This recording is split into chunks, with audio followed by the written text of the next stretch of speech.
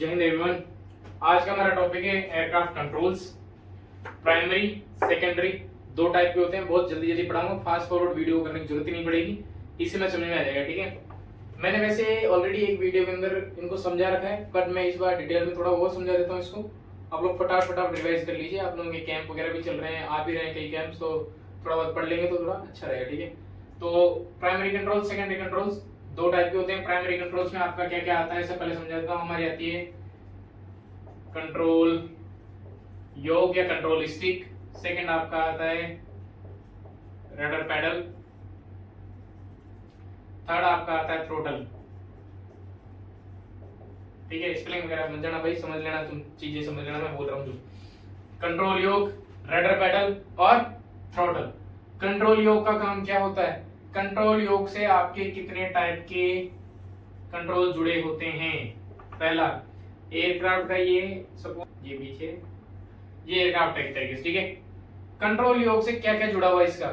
एक तो इसका रोलिंग मूवमेंट। रोल मूवमेंट क्या होता है? एयरक्राफ्ट ऐसे और ऐसे, यानी ये एयरक्राफ्ट है, ये इस तरीके से रोल करना, साइडवाइज रोल करना। ठीक है, क्लियर? Rolling movement. और इसके बाद में इसका पिच अप और डाउन।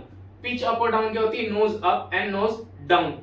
ये आइटम यानी कि जो मैंने बोले दो चीजें, रोलिंग मूवमेंट और पिच अप डाउन मूवमेंट, ये किससे होता है?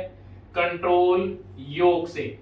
और कैसे होता है? रोलिंग मूवमेंट के लिए कौन जिम्मेदार होता है? वो है आपके एलेरोन्स, जो कि फ्लैप्स इसके पीछे लगे होते हैं, फ्लैप के साइड में लगे होते हैं एलेरोन्स। एलेरोन का काम है रोलिंग मूवमेंट प्रोड्यूस करना, रोलिंग करवाना। अगर आप राइट साइड में रोल करवाना चाहते हैं, मींस एयरक्राफ्ट ऐसे और आप ऐसे करना चाहते हैं या ऐसे करना चाहते हैं, तो क्या होगा? जिस साइड भी आप रोल करवाना चाहते हैं, सपोज अगर आप राइट साइड रोल करवा रहे हैं तो राइट साइड का एलेरोन अप और लेफ्ट साइड का एलेरोन डाउन। क्लियर? हवा टकराती एयरक्राफ्ट रोल कर जाएगा। समझ गए? इसमें पिच अप और pitch down movement. Pitch up और पिच डाउन किसकी वजह से होता है? एलिवेटर की वजह से। एलिवेटर कहाँ होता है? यहाँ पे होता है। यहाँ पे कहाँ होता है सर जी? यहाँ होता है हॉरिजॉन्टल स्टेबलाइजर पे आपका क्या लगा होता है? एलिवेटर।